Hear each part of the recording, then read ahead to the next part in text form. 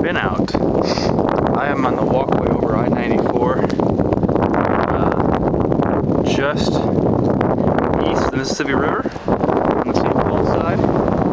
This is a video here of traffic going westbound toward Minneapolis very slowly, and here is traffic going eastbound towards St. Paul. It's a terrible day for driving. As you can see, as you cannot see, you can't see a thing. The visibility is horrible. We just watched a car spin out. Luckily, there were no accidents. The car got spun around and nobody hit it from behind.